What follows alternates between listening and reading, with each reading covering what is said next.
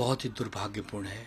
झांसी में जिस प्रकार 10 नवजात शिशुओं की मौत की खबर आई है कि जलने की वजह से, अस्पताल में आग लग जाने की वजह से उनकी एक प्रकार से निर्मम मौत हो गई और कई बच्चे घायल हो गए, ये बहुत दुर्भाग्यपूर्ण है। अब देखिए, उत्तर प्रदेश में भी उपचुनाव चल रहे हैं, महाराष्ट्र में भी चुनाव चल रहे हैं। योगी आदित्यनाथ जी महाराष्ट्र घूम रहे हैं, उनके वहाँ के स्वास्थ्य मंत्री और डिप्टी सीएम ब्रजेश पाठक वहाँ पर बयानबाजियों में लगे हैं। तो हमें दुख होता है कि जब आप अस्पताल सुरक्षित नहीं रख पा रहे हो, आप वो अस्पताल जहाँ लोग दवाई लेने जाते हैं, जहाँ लोग जीवन लेने जाते हैं, अगर वहीं ही जीवन न मिले, वहाँ मौत मिले, तो लोग कहाँ जाएंगे। जिस प्रकार भारतीय जनता पार्टी के नेतृत्व की उत्तर प्रदेश की सरकार इस समय अपराधियों की सरकार बन गई है, एक प्रकार से निष्क्रिय हो गई है, ये देखकर बहुत दुख होता है कि योगी आदित्यनाथ जी गंदी राजनीति में लगे हैं। बटेंगे तो कटेंगे आके महाराष्ट्र में कर रहे हैं, लेकिन उत्तर प्रदेश की जनता को जीवन नहीं दे पा रहे हैं। अब आप बताइए, उन माताओं पर क्या बीत रही होगी जिनके नवजात शिशु का आज मृत्यु हो गई है, या जो अपने प्रियजन, जो अपने जन से खो गए हैं, कई तो घायल हैं, पता नहीं उनकी क्या स्थिति होगी। लिपापोती करने के लिए अब जांच के आदेश दे दिए गए कि हम जांच करेंगे, ये करेंगे, वो करेंगे। क्या लाभ होने वाला है इससे? हम देख रहे हैं कि उद्धव ठाकरे ने एक सभा को संबोधित कर तो नहीं बिठा सकते, लेकिन अगर जनता मेरे साथ खड़ी नहीं होती तो मैं रिटायर हो जाऊंगा। एक मिनट काट देना, मैं सुन नहीं पाया। उद्धव ठाकरे ने जिसे सभा करी, सभा में उन्होंने बयान दिया, लोगों से भीड़ को संबोधित करते हुए कहा है कि अगर जनता मेरे साथ खड़ी नहीं होती तो मैं रिटायर हो जाऊंगा। अमित शाह, मोदी मुझे घर तो नहीं बिठा सकते। देखिए, ऐसा है, जिस प्रकार उद्धव बाला साहब ठाकरे जी को रिस्पांस मिल रहा है, जनता उनका साथ दे रही, जगह जगह भीड़ इकट्ठा हो रही है, लोग उनको सुनने आ रहे हैं, तो उद्धव बाला साहब ठाकरे जी के पक्ष में हवा तो है। जनता जनार्दन भगवान होती है, उससे बड़ा कोई नहीं होता।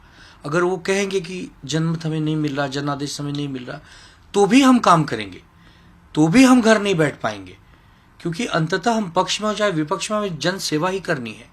अमित शाह नरेंद्र मोदी जी के डर से या उनके ईडी सीबीआई और इनकम टैक्स के प्रभाव से हम घबरा जाएंगे, ऐसा कभी हो नहीं सकता। हम लोग जुझारू हैं, लड़ाकू हैं, छत्रपति शिवाजी महाराज को मानने वाले लोग हैं हम लोग। तो हमें जनता साथ देगी तब भी हम जनता की सेवा करेंगे, जनता साथ नहीं दे पाएगी तब भी जनता का सेवा करेंगे। हम डर के, सहम के मोदी और अमित शाह से घबराने वाले लोग नहीं है। हम जनता के लिए रात दिन काम करेंगे। जनता जनार्दन पर हमें पूरा विश्वास है कि वो भी हमारे काम को देखते हुए हमें जरूर सहयोग करेगी। देवेंद्र वोट का धर्म युद्ध करना। देखिए, देवेंद्र फडणवीस जी अब बेचैन हो गए हैं, विचलित हो गए हैं। उनके पास अब कोई मुद्दे नहीं बचे हैं। वो इस चुनाव को हिंदू मुसलमान पर ले जाना चाहते हैं। वो चाह रहे हैं कि ध्रुवीकरण हो जाए, हिंदू एक तरफ हो जाए, मुसलमान एक तरफ हो जाए और हिंदू उनको वोट कर दे। लेकिन आपको क्या लगता है, महाराष्ट्र का हिंदू बेवकूफ़ है क्या कि जो उनकी बातों में आ जाएगा, उनकी अफवाहों में आ जाएगा? महाराष्ट्र का हिंदू और महाराष्ट्र का मुसलमान पिछले कई दशकों से साथ में रहते हैं।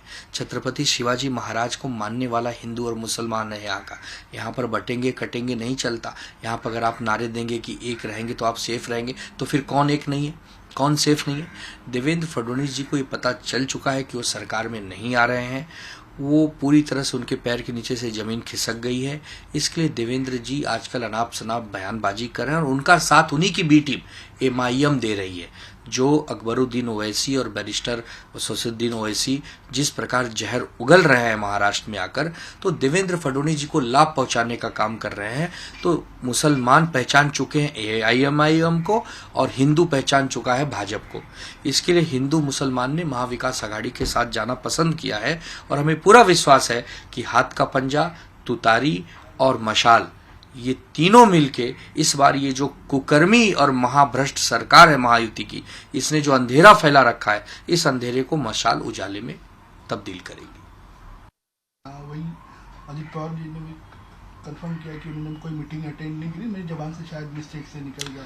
देखिए, फडणवीस की बात का क्या विश्वास करना, ये तो वही फडणवीस है जो कह रहे थे कि मातोश्री में बाला साहब ठाकरे जी के कमरे में बैठकर ऐसी कोई बात ही नहीं हुई कि 2.5 साल का मुख्यमंत्री बनना है। तो फडणवीस की बात का क्या विश्वास करेंगे आप?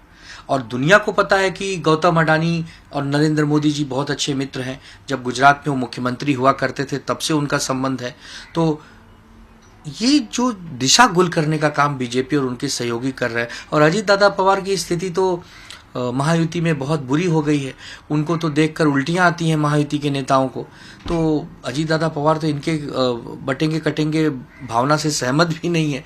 तो अजीत दादा पवार का और इनका बहुत ज़्यादा दिन तक तेल मेलजोल नहीं रहने वाला।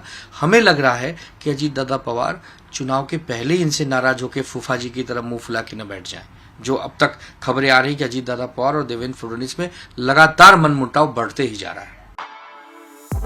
For exclusive and insightful videos, subscribe to our new channel ABP Live Premium.